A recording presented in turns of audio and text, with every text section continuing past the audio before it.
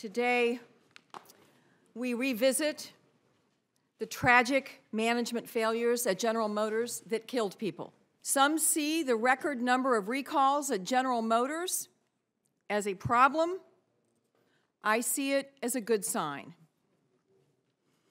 Second, I want to briefly say that I think I speak on behalf of all members of Congress who have asked very difficult questions surrounding these tragic events, that while we are asking tough questions, we have great respect for the workers of General Motors.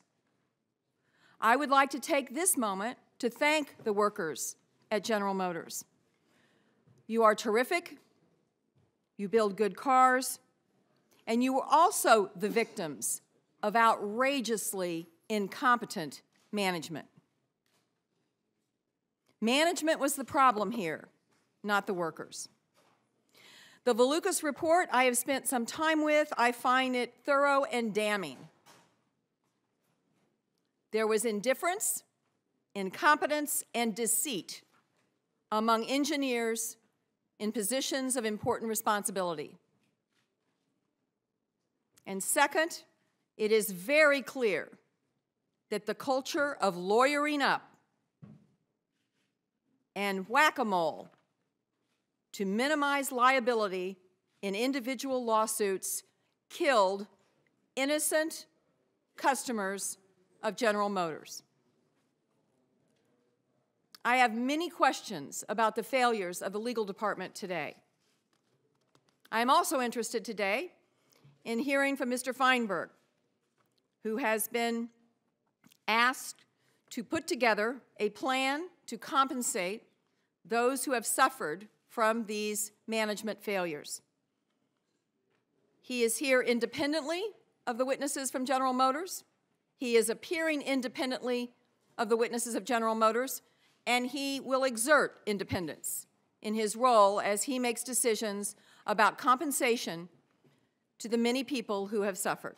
When they hired you to administer this compensation program, did General Motors lay out any limitations on the program's scope? And if so, what were the limitations they laid out? The only limitation they really laid out was the limitation that only certain eligible vehicles are subject to this program. The whole key to this program, as you and others have pointed out, is getting money out the door as fast as possible to eligible claimants. That's why the airbag deployment provision in the protocol is designed, frankly, to discourage thousands of people from filing a claim when in the overwhelming number of cases, airbag non-deployment is a certain step in the direction of finding eligibility. In October of 2010,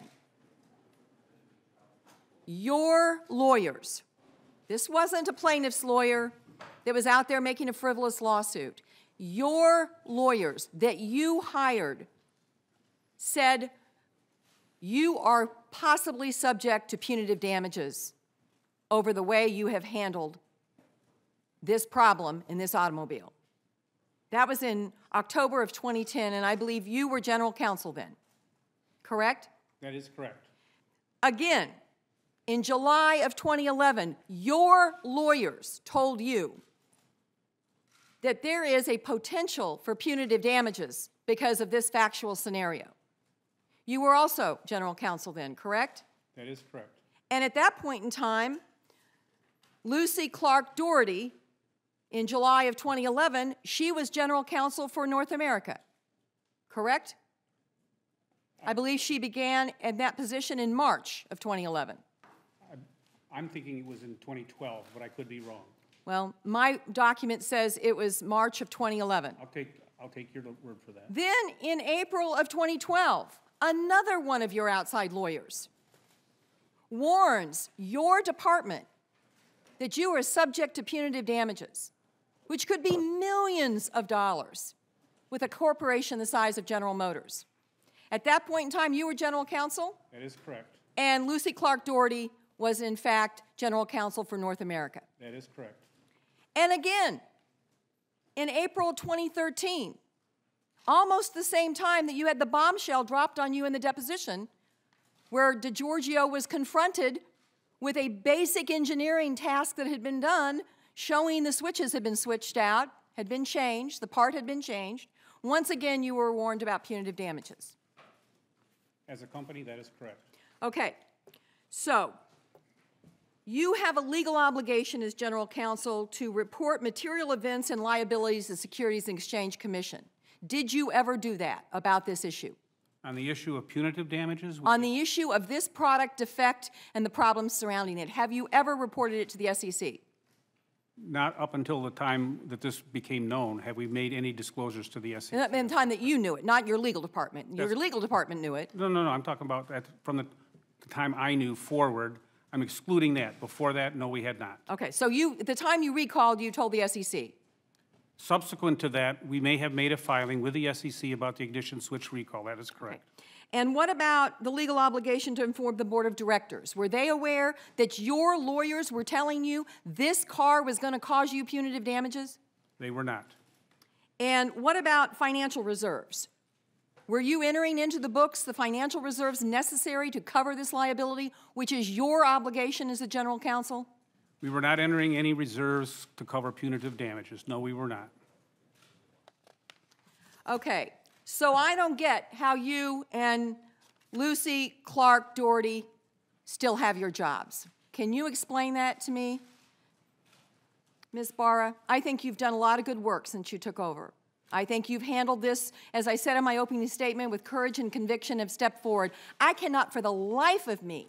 This is either gross negligence or gross incompetence on the part of a lawyer. The notion that he can say, I didn't know.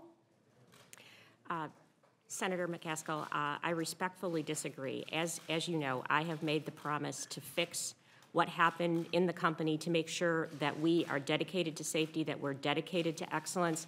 We are well on our way. We've made significant change. To do that, I need the right team.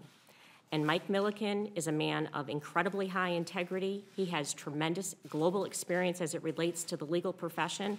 He's the person I need on this team. He had a system in place. Unfortunately, in this instant, it wasn't brought to his attention, frankly, by people who brought many other issues forward.